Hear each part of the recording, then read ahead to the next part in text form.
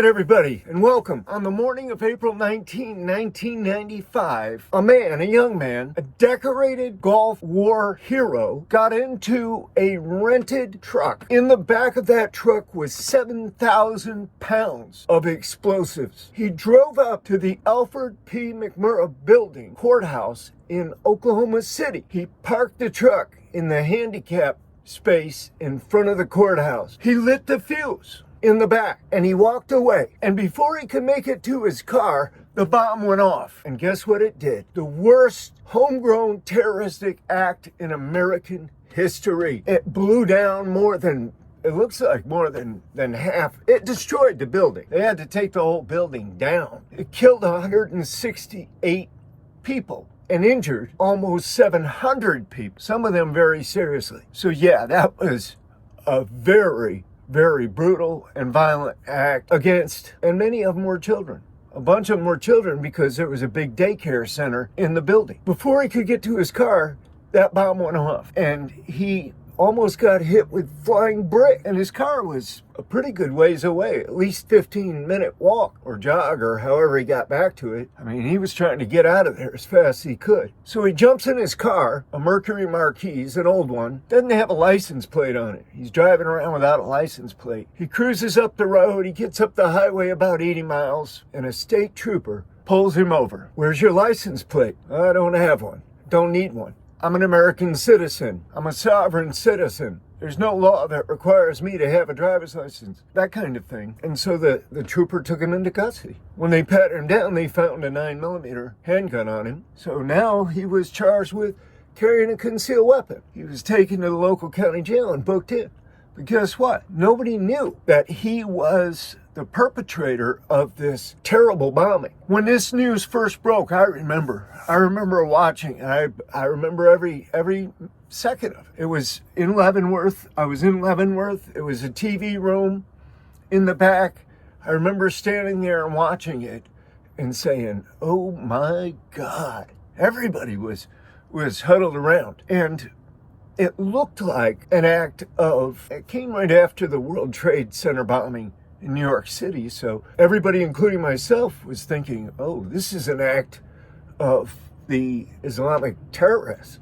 This is somebody that did that. Come to find out, the FBI, of course, jumped on that investigation, and within a day, they had a detailed composite drawing of the guy who rented the truck, the Ryder rental truck. They put that out there and went around and, got that picture widely distributed. It came down to Timothy James McVeigh. When they did their research on McVeigh, they found out that he was a decorated soldier from the Gulf War. But they also learned that Timothy McVeigh was anti-government. He believed that the U.S. government had become too powerful, too arrogant, too much of a tyrant collectively in its activities.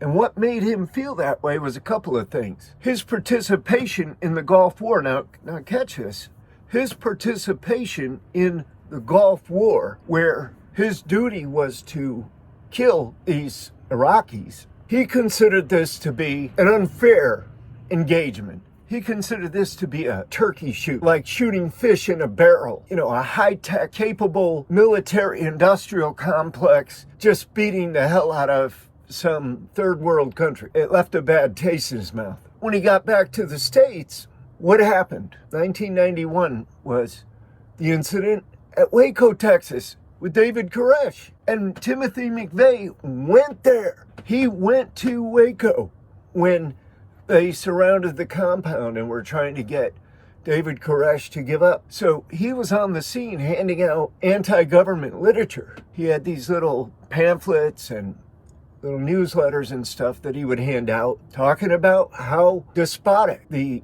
U.S. government had become. As if to certify his beliefs, the FBI rolled in on David Koresh, and suddenly the house where David Koresh and a couple of his wives and some children and other followers were all holed up. They ended up burning to death. They wouldn't come out. And so the whole thing was destroyed right in front of his eyes. He saw the tanks being used against civilians. He saw all the military and army apparatus set up around that place. He saw these incendiary devices shot in through the walls. Doesn't take much to put all that together. It just reinforced what he already believed. He left there with a determination to do something about it. Now, a lot of his training as a member of the U.S. military, much of his training had involved these concepts of war. What they believe, I guess, in war is that if you strike hard and strike fast and you have a big body count, that will strike enough fear into the enemy to put them back on their heels, to make them really stop and think about what's going on and what could happen to them, because they don't know, right? They don't know. You hit them, strike them hard, just a barrage, and come up with a high body count, and you back off and you say, what now?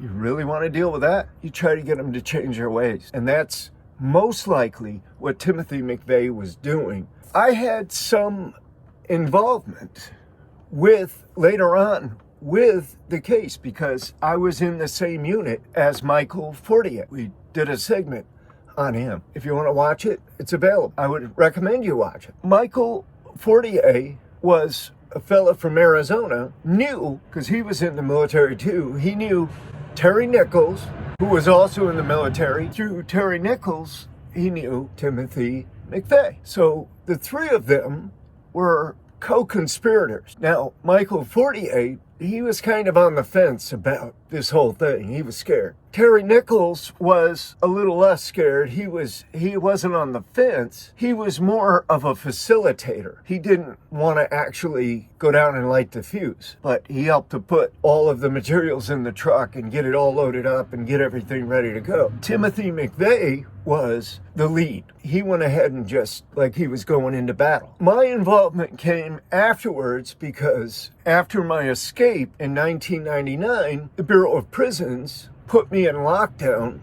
at USP Lewisburg in the basement, solitary confinement down there in the old basement. While I was there, I wrote a letter to Terry Nichols' attorneys because I had information from Michael Fortier that I thought they should know about, to be fair across the board. So they actually sent attorneys down. One attorney came to visit, and it was, I'm sure, all special arrangements. They took me out.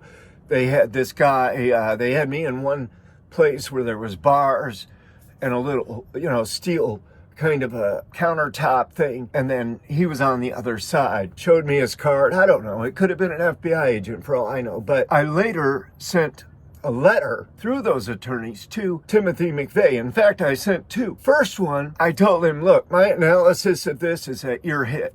You're done. They're never going to let you. You're not going to win your appeals. He already had a death penalty sitting on him. He was at Terre Haute on death row. I think he was at ADX right then. It was close to him going to death row at Terre Haute. I think they had it almost completed then. So to make a long story shorter, I told him my analysis was you're hit.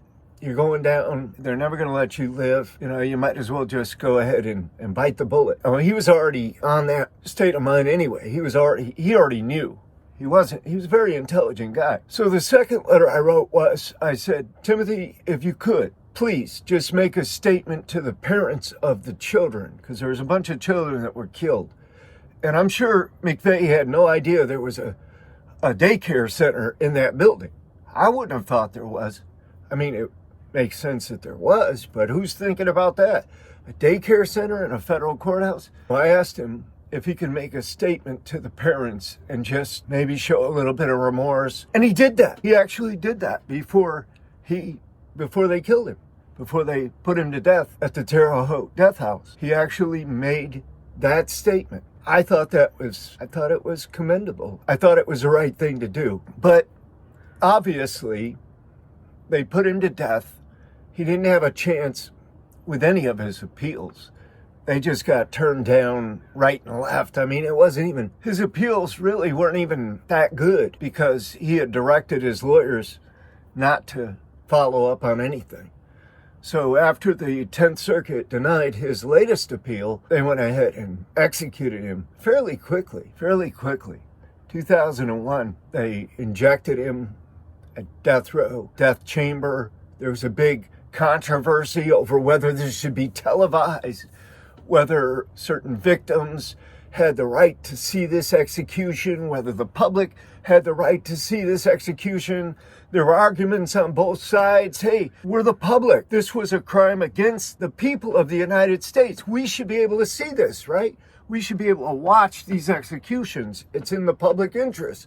If you don't want to watch, if you're going to be traumatized, then turn to another channel. That's your prerogative, right? The courts won't let that happen. They're going to keep a lid on that stuff. They're going to show it to those who they chose, 250 of the probably thousands, if you add them all up, the people that lost loved ones and children and everything. They picked 250 to watch the live execution. Away he went. Terry Nichols, of course, was convicted but didn't get the death penalty. He's still at the ADX. He'll be there for a long time. Michael Fortier is out now, someplace in the United States. I hope that he's living a decent life. I mean, I hope that he was very remorseful. He really was. He was very remorseful. But there was never a John Doe 3 or a John Doe, unknown John Doe or 1 or whatever. There was never a John Doe. A lot of the conspiracy theories and things that popped up around it, it was just really pretty straightforward. FBI found an axle to the truck. It had a serial number on it. They tracked that down, lickety-split. They went to the place that rented the vehicle. The fellas there gave a description of the person who rented the vehicle. They had their expert composite artists put it together. Then they put it out to the public and they sorted through the responses they got, and they eventually narrowed it down to Tim McVeigh. Found out that he was already incarcerated at a small jail 80 miles north of Oklahoma City. And so there it was. There it was. So thank you for tuning in. We have another very exciting episode coming up. It'll be released within a couple of days. So be sure to click that subscribe button. Be sure to share this. Share these with other people, with your friends, with your coworkers, with neighbors, with people that follow you or that you follow on the internet. Go ahead and share this. This is stuff that needs to be known. It's good content.